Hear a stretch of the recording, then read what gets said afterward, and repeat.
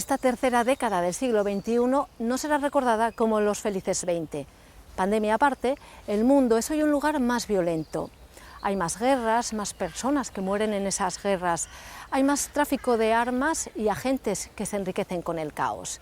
La fuerza pesa más que la ley, o al menos aspira a hacerlo, en el nuevo orden mundial. Hace 25 años, España decía adiós a la mili. Hoy vecinos europeos llaman de vuelta a sus jóvenes a los cuarteles. En este programa reflexionamos sobre cómo defendernos en un mundo, sobre cómo defendernos de ese mundo que vuelve a las armas.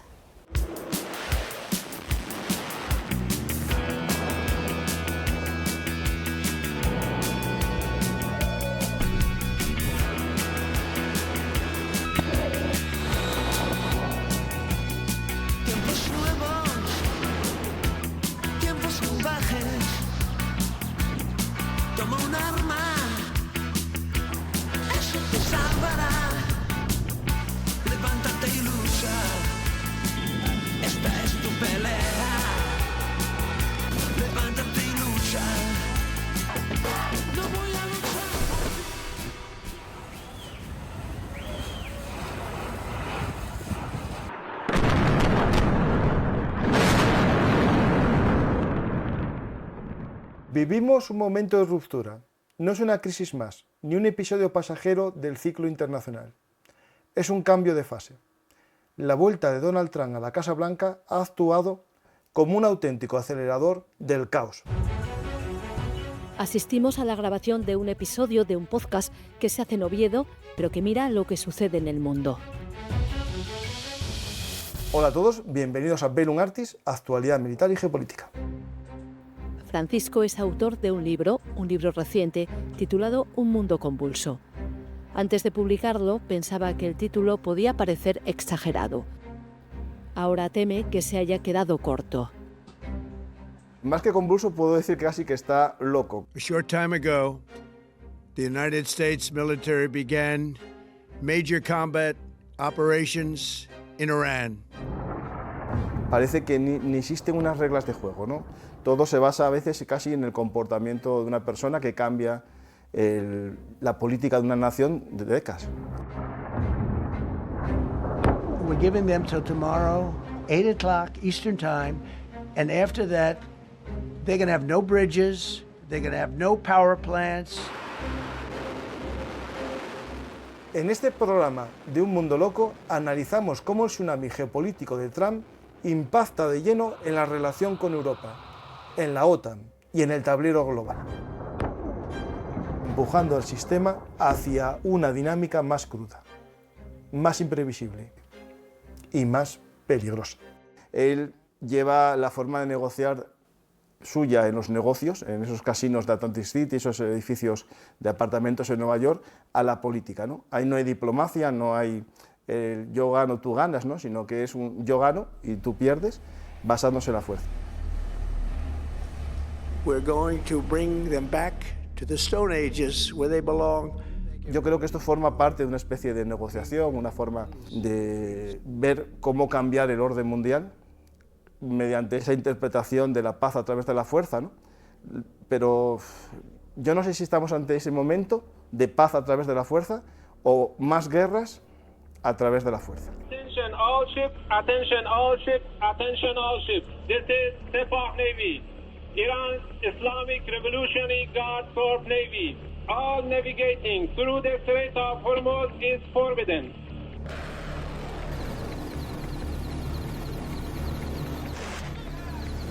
Que es una de las guerras más ilógicas, más extemporáneas que conozco, excepto desde el punto de vista de Israel. Para Israel tiene toda la lógica del mundo. יצרנו ברית שלא הייתה כדוגמתה עם ארצות הברית. ברית עם ידידנו הגדול, ידידי האישי, הנשיא טראמפ. אנחנו מדברים כמעט כל יום.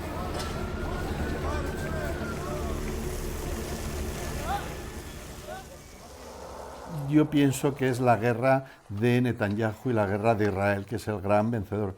Israel supone el socio más fiel para Estados Unidos en la región. Tiene otro socio, que puede ser Arabia Saudí, pero Estados Unidos no acaba de fiarse de Arabia Saudí. Arabia Saudí, por ejemplo, forma parte o está integrándose en lo que se llama el Grupo de Shanghái.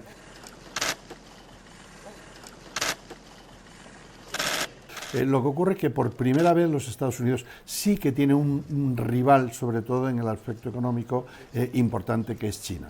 En cuestión de décadas, el nuevo orden mundial va a ser liderado por China, y entonces eso es lo que está ocurriendo ahora.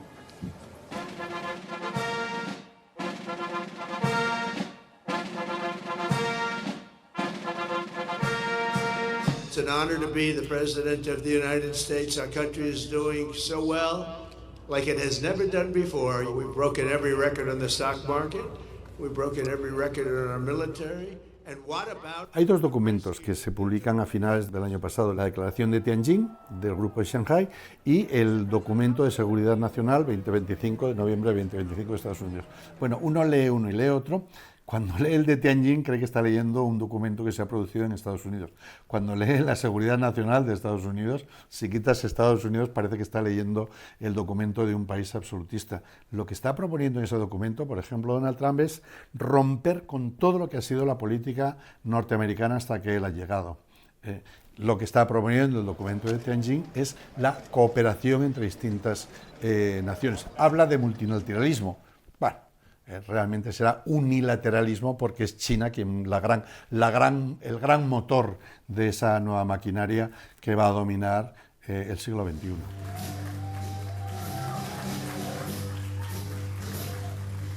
I just want to tell you, NATO treated us very badly, and you have to remember, because they'll be treating us badly again if we ever need them, and hopefully we're never going to need them. I don't think we will need them. I don't think.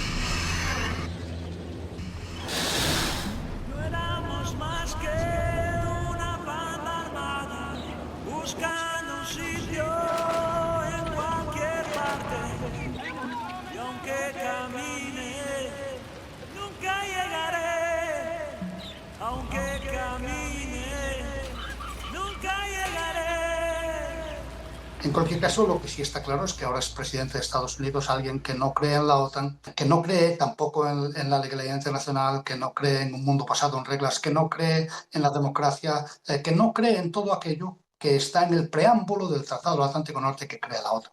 The last thing I needed was NATO stepping in our way, because they're a paper tiger. But, so we didn't need them. Estados Unidos necesita Europa como Europa necesita Estados Unidos. Perderíamos el paraguas nuclear que nos protege de las amenazas de Rusia. Por lo tanto, necesitamos que la alianza permanezca por razones inmediatas. Estados Unidos en este momento no puede abandonar la OTAN, no podría enfrentarse por sí mismo a el poderío que puede significar una alianza de China con Rusia. No puede Estados Unidos abandonar la OTAN, porque ¿qué va a hacer con todas las bases militares que tienen en territorio europeo? Y otra cosa, el principal cliente armamentístico de Estados Unidos es la OTAN, son los países europeos, y ahora con Ucrania pues muchísimo más. La estructura de la OTAN como modelo defensivo de Occidente no tiene una alternativa en este momento, por más que efectivamente Estados Unidos sea la inversión de Estados Unidos en armamento supere a sus 6 seguidores, a los 6 países que van detrás de él, China incluido, ¿no? El problema que tienen las declaraciones de Trump no es que se vaya a ir de la OTAN, sino que están envenenando a la opinión pública, tanto de Estados Unidos, que cree que Europa le está fallando a su propio país, como a a los ciudadanos de la Unión Europea, que están consiguiendo que la antipatía que provoca a Trump en nuestro continente se traslade también a la Alianza Atlántica.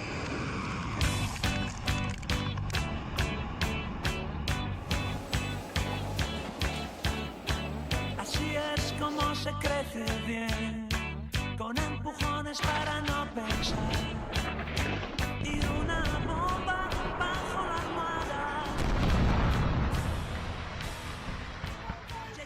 Trump, lo que ha puesto de manifiesto Trump es que Europa no puede continuar por más tiempo dependiendo, tanto para su defensa como para su economía, de los Estados Unidos.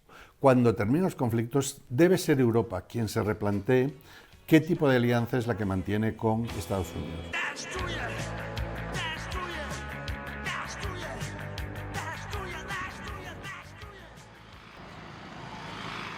No permitamos una nueva Gaza en el Líbano.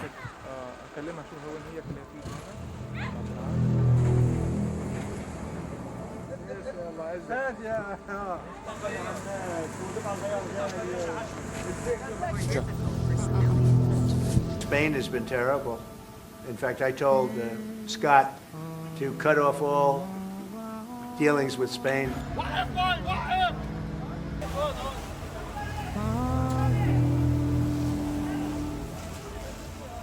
Es decir, Europa vivió un mundo Alicia, es el mundo este de que las guerras no existen, que el ejército hay que quitarlo, las fronteras no existen, la policía para qué, y vivimos de repente que se invaden países, que las guerras existen no a 2000 kilómetros, sino en la frontera de Polonia, y por lo tanto hay que volver ese rearme, pero no solo es un rearme militar, es decir, de armas, sino también un rearme de la población, de la sociedad, de que se dé cuenta que nuestro estilo de vida puede cambiar de un día para otro, hacer así.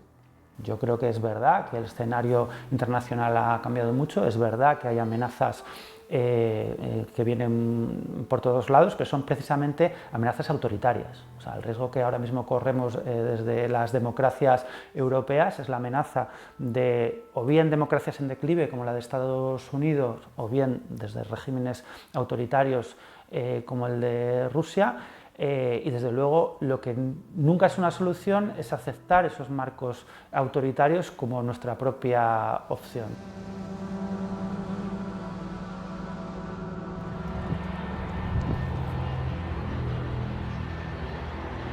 Europe can no longer be a custodian of the old world order. For a world that has gone and will not return. We must defend the rules-based international order. Al final, cuando tú permites que la fuerza sea el motor del orden, siempre va a haber alguien que crea que es suficientemente fuerte para hacerlo. No va a ser fuerte para cambiar el orden mundial global, sino el regional. Por tanto, el escenario multipolar que se está hablando no va a ser un mundo idílico en el que las potencias van a equilibrarse, va a ser lo contrario, va a haber muchos conflictos regionales. Si nos tomamos en serio esas amenazas, ¿cuál es la respuesta más adecuada? Puede pasar, por ejemplo, por la articulación, que no existe, de una política de defensa común en la Unión Europea, por el desarrollo de medidas de presión no militares, como pueden ser medidas económicas. Europa supone el 15% del PIB mundial. Los planes de conquista de la administración Trump de Groenlandia de pronto se vieron, no sé si paralizados, pero de pronto como, bueno, muy moderados, cuando algunos países europeos empezaron a vender masivamente bonos estadounidenses.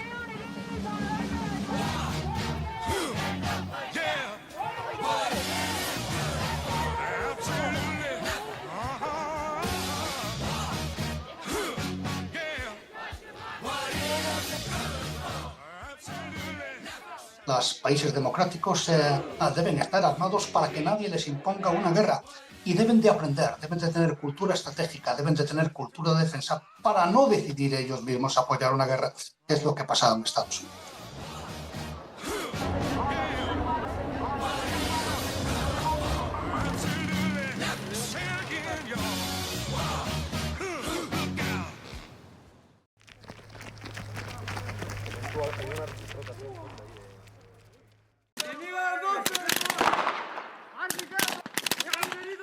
Son soldados del Regimiento de Infantería Príncipe, número 3, con base en Cabo Noval.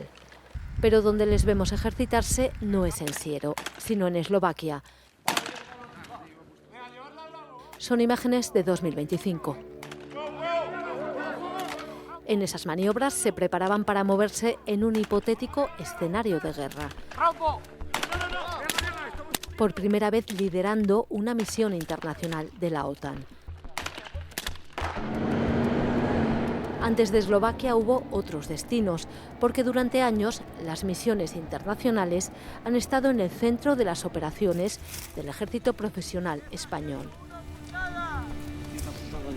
Los ejércitos pequeños y profesionales que prácticamente el mundo occidental escogió a finales del siglo pasado, tenían su razón de ser en que veíamos las guerras como algo exterior, como algo externo a nuestras fronteras, como algo expedicionario. Todo esto ha empezado a cuestionarse con la invasión de Ucrania. Cuando los países europeos de repente han visto que las guerras de antes, las guerras defensivas, las guerras en las que está en juego la integridad territorial de la patria, pueden volver a ser posibles, ¿no? Entonces, ese ejército pequeño no podría absorber las bajas que se produjeran. El ejército español cuenta actualmente con poco más de 117.000 efectivos. 0-1, deriva, 0. Estamos muy por debajo de las previsiones de la carrera, que permite llegar hasta 140.000. En el año 2010 teníamos 130.000. Sus órdenes, mi comandante, sin novedad en la unidad, ingenieros. Manda descanso. Falta gente en las unidades y eso tiene dos componentes importantes. Uno es que las unidades se resienten en la operatividad y por otra parte que los miembros de las Fuerzas Armadas tienen que asumir muchas más funciones, mucho más tiempo, mucha más dedicación, porque la misión tiene que llevarse a cabo.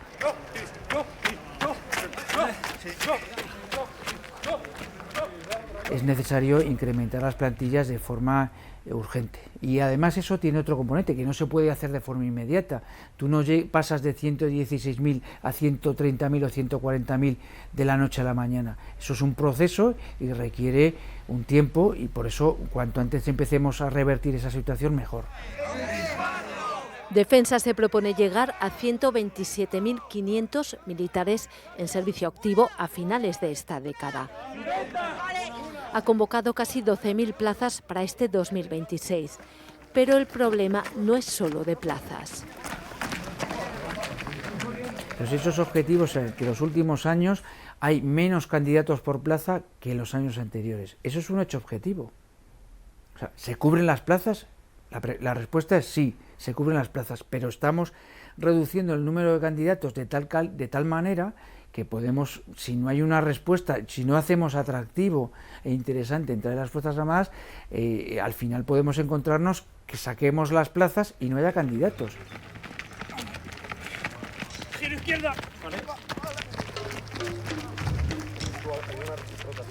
Quizás no hace falta hablar de vocación, simplemente hay que hablar de las condiciones de profesionalidad y de retribuciones.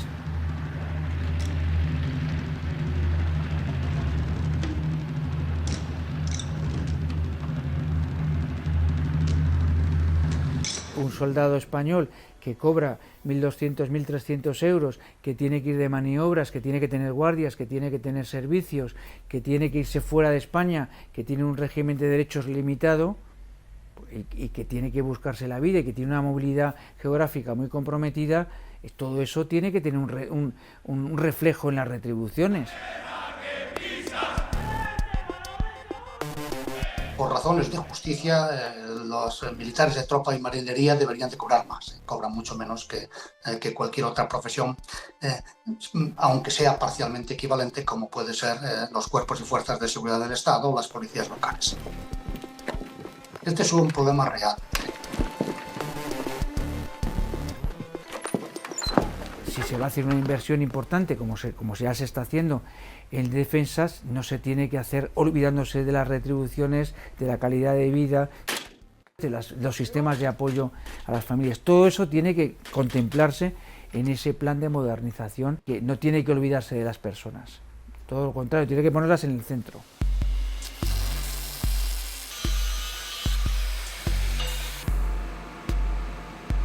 España gastó en 2025 el 2% de su PIB en defensa, casi 34.000 millones de euros, casi el doble que hace 2 años. Ese dinero ha impulsado las cadenas de producción de la industria, especialmente en Asturias. España viene de un periodo muy largo de falta de inversión. Hemos invertido menos del 1% de nuestro PIB durante muchos años y eso ha ido dejando el material envejecido, ha dejado los armarios vacíos, ha dejado generaciones enteras de militares sin el adiestramiento necesario para operaciones de alta intensidad. A recuperar eso lleva tiempo. con el problema de que todavía no tenemos un plan para gastarnos ese 2% que no sea igual que el que teníamos cuando teníamos un 1%. Ese 2% del PIB ha permitido a España cumplir su compromiso con la OTAN. Acuerdo reñido y de mínimos, frente al 5% que exige Estados Unidos a sus socios y clientes de la alianza. En cualquier caso, esto conviene aclararlo bien. Nadie va a gastar el 5%. Ese 5% es una cifra mágica que el presidente Trump, que ya sabemos cómo es, dijo en la cumbre de Davos, pero para el año 2035, cuando Trump termina en 2029. En 2029 se revisarán las cifras y se quedará en torno a ese 3% que la Unión Europea ha pedido para los socios europeos hacia 2030, con el fin de alcanzar una capacidad que permita una cierta autonomía estratégica de Europa. La presión por el 3% vendrá de la Unión Europea, no de la OTAN.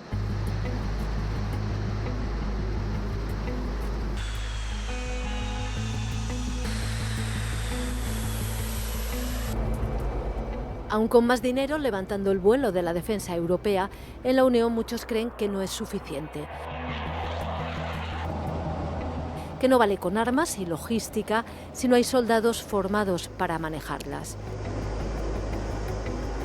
Si no hay una población concienciada y lista para secundar el esfuerzo que exige protegerse frente a una agresión externa.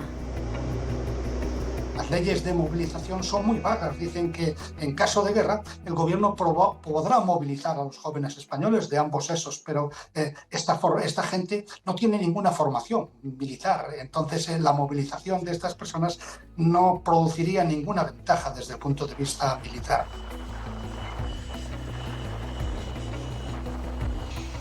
Entonces, todas las naciones de Europa, todas, prácticamente, España no, pero prácticamente todas las naciones de Europa se han dado cuenta de que necesitan gente a la que poder llamar en caso de guerra para cubrir los huecos. Para completar esas plantillas, países como Francia, Alemania o Croacia han vuelto a llamar a filas a sus jóvenes, de forma obligatoria o voluntaria. Para preparar a la población y familiarizarla con el ejército, hay otra figura, la del reservista voluntario. Es la que se quiere impulsar en España.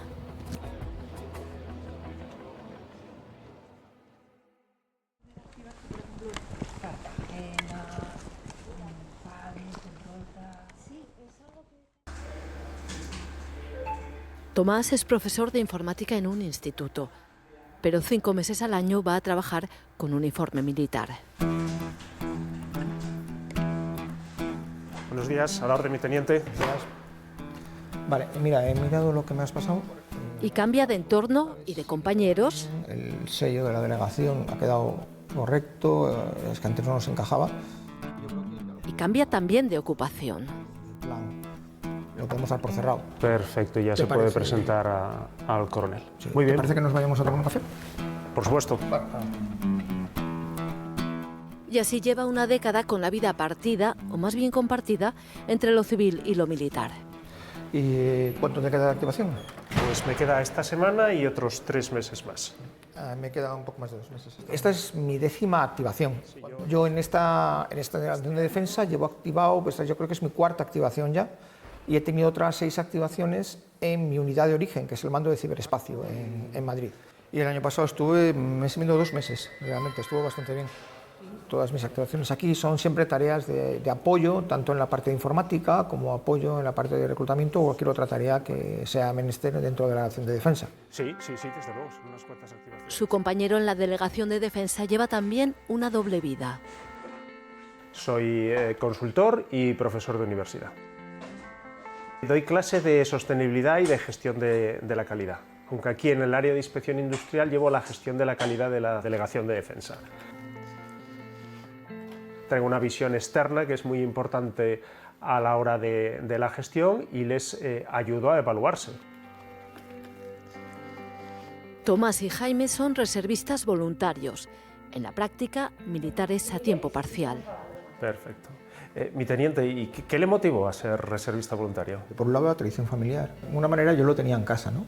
Y luego una intuición personal, es decir, un análisis personal profundo, de decir, Si tú eres parte de una sociedad, tienes que ofrecer parte de ti mismo a esa sociedad, es decir, colaborar con ella. Colaborar con ella. No me sentía completo si no ejercía esta parte de mi vida sirviendo al Estado y a mis ciudadanos. Sí, en mi caso yo no tenía tradición militar, pero lo hice por vocación de servicio. Yo de haber podido habría hecho la carrera militar, en su momento no se dio y por eso lo hice. Y la verdad es que estoy bastante contento. Somos parte de un todo. Los reservistas voluntarios en el ámbito de las Fuerzas Armadas, su cometido fundamental es complementar las capacidades de las Fuerzas Armadas en aquellos aspectos que son de una formación muy específica que no existe en el ámbito de Fuerzas Armadas o en aquella que, aun existiendo en el ámbito de Fuerzas Armadas, es deficitario para los cometidos que se necesitan.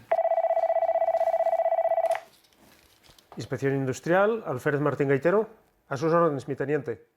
Cualquier español, por el artículo 31 de la Constitución, que dice claramente todo español tiene el derecho y el deber de defender a España, pues por ese artículo es por donde se articula la reserva y a partir de 18 años cualquier español puede ser reservista.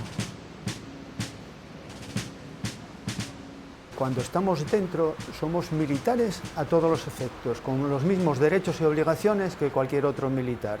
Cuando acabamos nuestro periodo de activación, 1 mes, 2, 3, 4, los que sean, volvemos a la vida civil, pero somos civiles a todos los efectos, pero mantenemos nuestra graduación. Tania pasa una parte del año enseñando a usar la tecnología. Trabajo en el Concejo de Caso, en el Ayuntamiento, y me dedico a la informática. Trabajamos sobre todo cara al público, pues intentando romper con la brecha digital que existe. Hola Tania, buenos días. Venía a ver si me podías escanear estos documentos, que los tengo que mandar por correo. Sí, ¿que los necesites por correo? Sí, ¿Qué tal? Si me lo puedes enviar por correo. ¿Cómo va Muy todo? bien. ¿Bien? Bien, bien. ¿Tú qué tal? Bien. En la vida militar es otra cosa completamente distinta. Yo, por ejemplo, en Cartagena estoy exactamente en el taller, me dedico a lo que es desarmar los ordenadores y luego, por ejemplo, aquí estoy de mantenimiento y en la UME estuve también en el tema de mantenimiento. Y así lleva 2 décadas que ha cumplido con honores.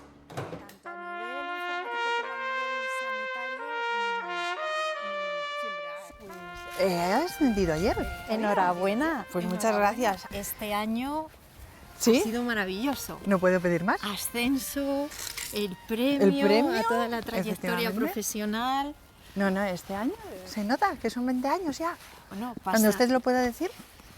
Yo ya veremos si llego a los 20 años. Sí, ya verá cómo llega. Pero bueno, a mí Yo soy de la última promoción, salimos el año pasado. Yo soy funcionaria y trabajo en el Centro de Vacunación Internacional de Gijón. Susana consiguió una de las 350 plazas de acceso a la reserva que Defensa convocó en 2024. La base que tienen de la UME y... En sanidad. Sí, en el sanidad.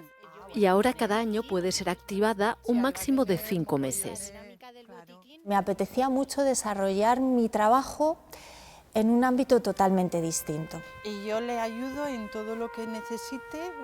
Y luego, pues quizás el poder servir a todos los hombres y mujeres que están en el ejército, ¿no? Que de alguna manera están trabajando para nosotros. Bueno, pues ¿de qué manera puedo contribuir yo a eso también, ¿no? Las activaciones no son intervalos regulares necesariamente, siempre es un acuerdo entre la unidad y el reservista, es decir, la unidad te dice, mira, yo tengo estas fechas que me interesa que te actives, y yo te digo, yo tengo estas fechas disponibles, y con eso llegamos a un acuerdo y nos activamos.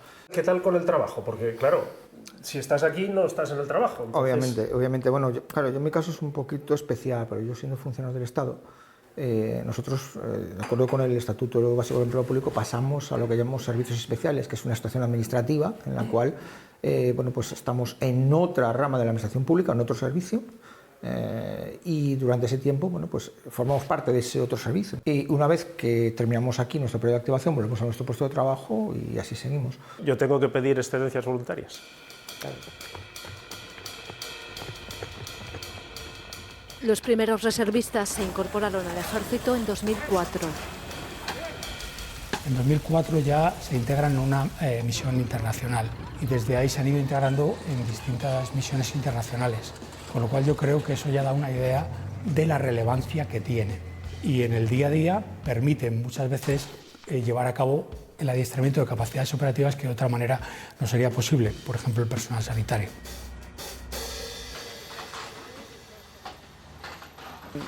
Sobre 2013 o por ahí llegamos a unos 5.000 y pico, cerca de 6.000.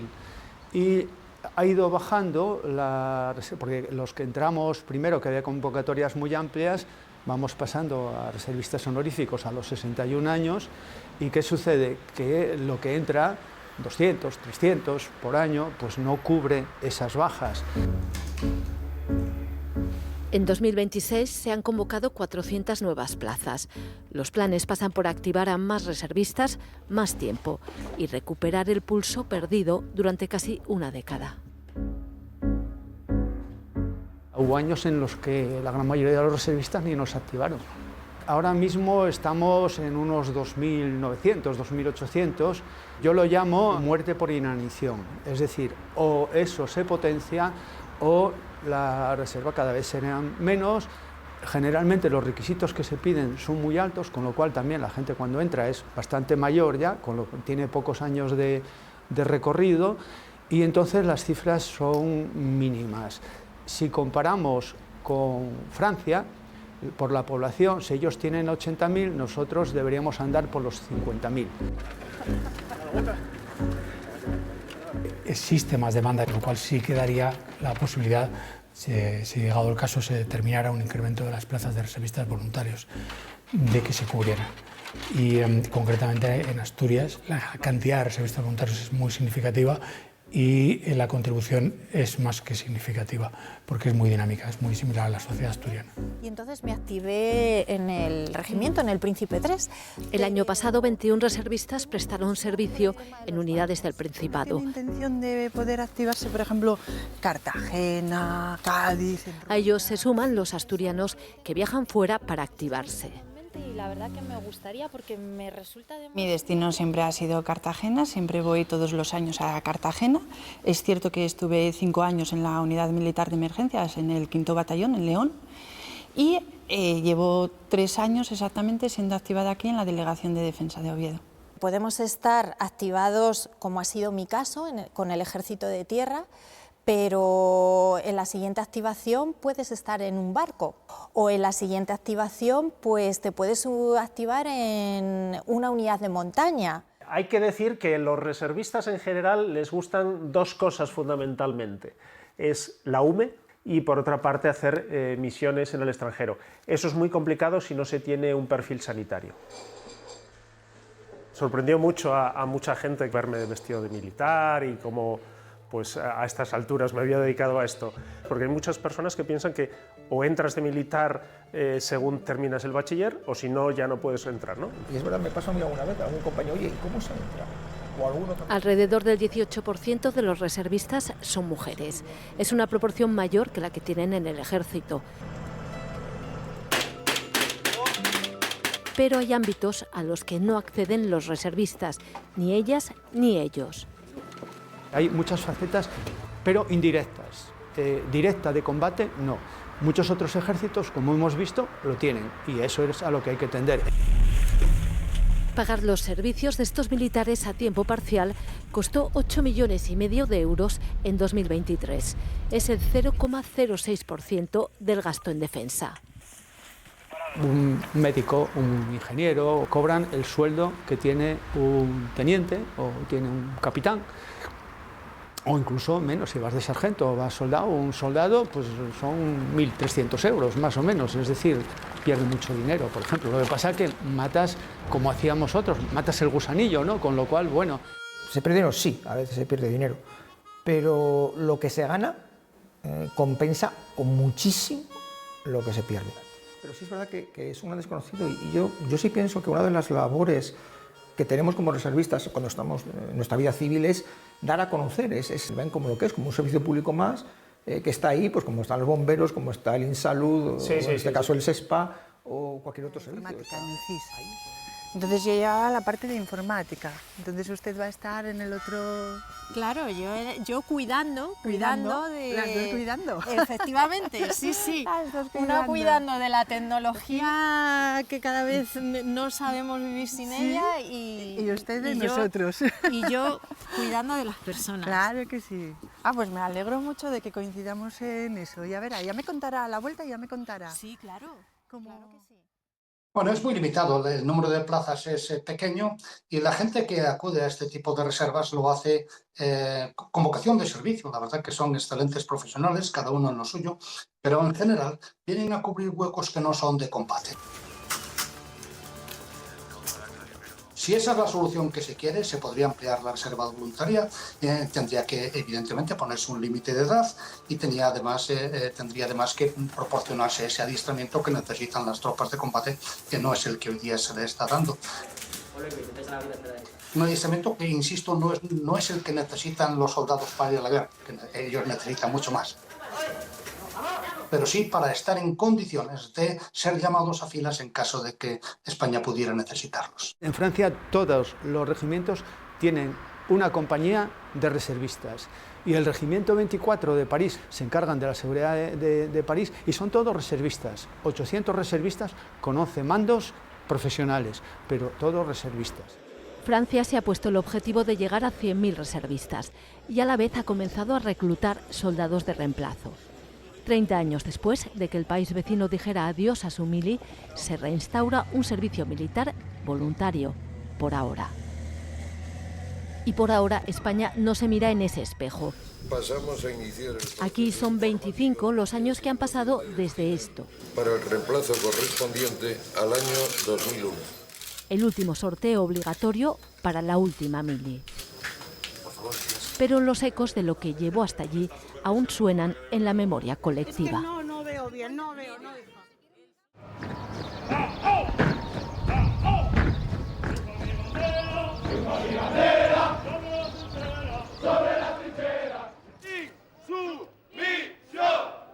Cuatro sílabas.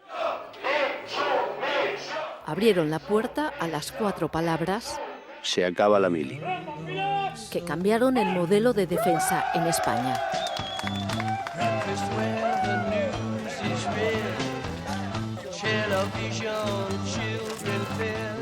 El servicio militar tenía un rechazo social enorme. Llegaban unos señores de uniforme y te robaban un año de vida para hacer básicamente nada, para perder el tiempo. Acabar con la conscripción costó 2 décadas de lucha. 1984. Una ley cambia la mili por una prestación social sustitutoria. Nosotros también nos oponíamos porque al ser sustitutoria nosotros decíamos que perpetuaba el servicio militar. Que además ya era un castigo porque siempre tenía una duración superior. Entendíamos que era la mejor estrategia para luchar contra la militarización de la sociedad. Entonces lo que hicimos fue lanzar la campaña de insumisión. La insumisión llevó la protesta a las calles y a cientos de jóvenes ante los tribunales. Y se empezaron a aplicar penas de cárcel de 2 años, 4 meses y 1 día. Entonces en el año 91 me juzgaron y me condenaron a 2 años, 4 meses y 1 día. Mira, estoy ahora de la... No me acuerdo muy bien, pero yo creo que por la parte esta de aquí arriba era por donde estaba la biblioteca y la escuela y eso. Y los módulos estaban en el primer piso. José Manuel fue el primer insumiso que entró en prisión en Asturias. La 3 y la 4.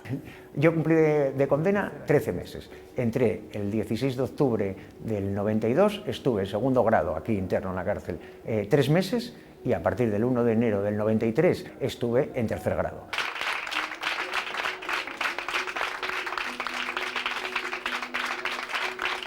Eso quiere decir que paso a una nueva fase dentro de mi cumplimiento de condena en la que voy a estar trabajando y paso a dormir y voy a ir a dormir a la cárcel de Oviedo, a la sección abierta de la cárcel de Oviedo, como decía. Que venía a dormir de lunes a viernes y los fines de semana estaba a dormir en casa. y el fin de semana lo tengo libre. Y después... Sí, è stato cubrirlo yo para el periódico, además... En los 90 la lucha de los insumisos es noticia constante y contagiosa. Mira, aquí están después del quebrantamiento metiendo en el coche policial a Carlos allí. Fíceme insumiso por contagio. Yo soy periodista y al principio yo no entendía el posicionamiento de los insumisos porque el discurso oficial era que los insumisos pecaban de insolidaridad social y no había gente más solidaria que los insumisos. Mira, mira Carlos, cómo lo meten para el coche. Xulgaron en el año 1996, en marzo, y entré en prisión un par de meses después, en mayo. Me trataron bien, o sea, me trataron de lo mejor, los educadores, asistentes sociales y tal, pero bueno, la cárcel asustaba, claro. Y era, ¿Cuántos años tenías? 23.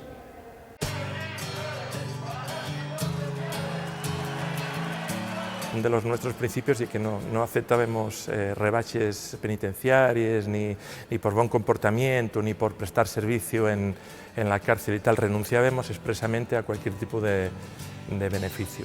Lucha de gigantes con bien, el aire en gas natural.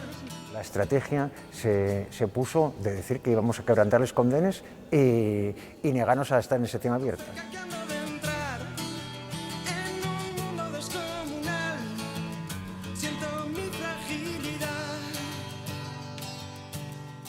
En cierto momento el gobierno optó por cambiar la pena de cárcel por una pena de inhabilitación de 4 años y pico, si no recuerdo mal, de inhabilitación, lo cual suponía pues, que no te podías presentar a empleos públicos ni disfrutar de becas, bueno, una serie de medidas de muerte civil, por así decirlo. Nadie quería asumir la responsabilidad de encarcelar a los insumisos.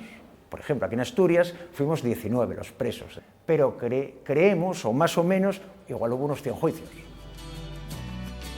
La de los insumisos fue una lucha que no ganaron los gigantes. La mili era una de las instituciones con más arraigo y con más de tal. Era soñar acabar la mili, sería como soñar ahora, yo qué sé, con acabar con los gastos militares. Nosotros lo que estábamos cuestionando era toda la estructura, toda la cadarma militarista, el gasto militar, la OTAN, todo, digamos, el conjunto, la militarización social. El final del servicio militar obligatorio yo creo que es el resultado de un conjunto de factores, ¿no? Un proceso seguramente de transformación y modernización del propio ejército, el resultado de una transformación de la sociedad española, ¿no? Y también el resultado efectivamente de la presión que el movimiento de insumisión y otras facetas del movimiento antimilitarista consiguió ejercer.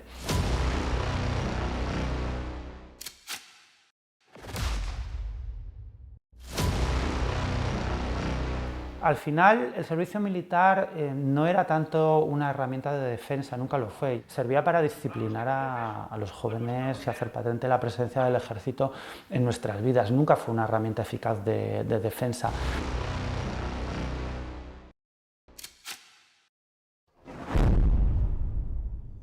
Cuando se acaba la mili, se acabó la fuerza. Y entonces no hubo ahí un relevo generacional para seguir haciendo lucha antimilitarista. Por eso digo que murió de éxito.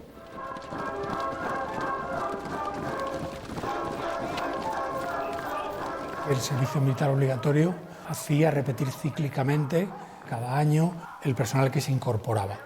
Eso con una situación de Fuerzas Armadas actuales con un nivel tecnológico desmesurado en los medios que se dispone, haría que fuera completamente inoperante. La profesionalización permite esa formación continua y esa adaptación a los medios y esa capacidad de poder obtener el máximo rendimiento de unos medios tecnológicamente avanzados que distan muchísimo de ser los que había en 2001 en las Fuerzas Armadas. Y si no cuentas con una personal dedicado y formado de forma permanente, acabaría siendo imposible obtener el máximo rendimiento de los medios y las capacidades, con lo cual yo no tengo ninguna duda de que la profesionalización fue una medida adecuada.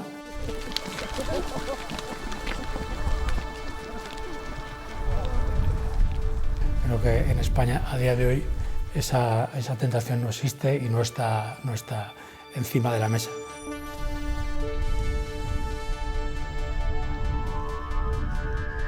La tentación que, si existe, al menos no está sobre la mesa en España, es la de desandar el camino, la lucha social que cerró la puerta al servicio militar obligatorio. Si ese servicio militar fuera voluntario y bien pagado, estoy seguro de que la sociedad lo aceptaría encantada, porque la justificación, desde luego, está ahí.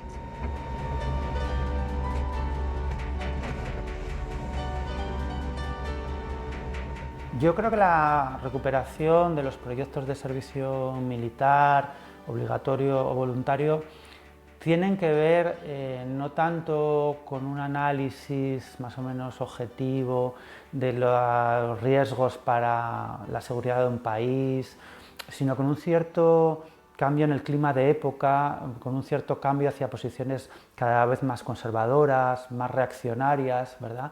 Insisto, para lo que sirve el servicio militar no es para defender mejor una sociedad, para lo que sirve es para disciplinar una sociedad en un sentido reactivo. Y yo creo que el mejor ejemplo lo tenemos en Israel. Come your masters of war, you that build the big guns. Que ha dado lo peor, ¿no? Lo peor de nuestro tiempo, un genocidio retransmitido en directo en marcha que se ha aplaudido por toda la sociedad.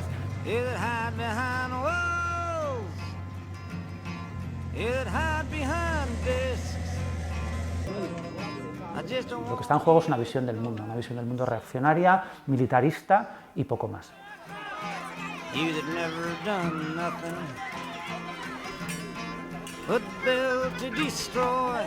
Cuando nosotros empezamos la campaña de disolución acababa de caer el muro de Berlín en el año 89, pero hasta ahí todo el mundo se preparaba para la guerra entre bloques.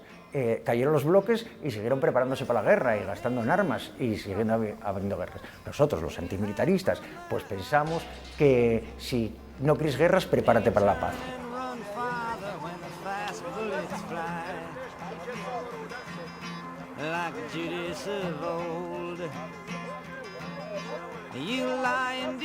Para eso no hay una mejor estrategia que una organización social no violenta, como demostró la insumisión. You want me to believe, but I see through your eyes, and I see through your brain, like I see through the water that runs down my drain.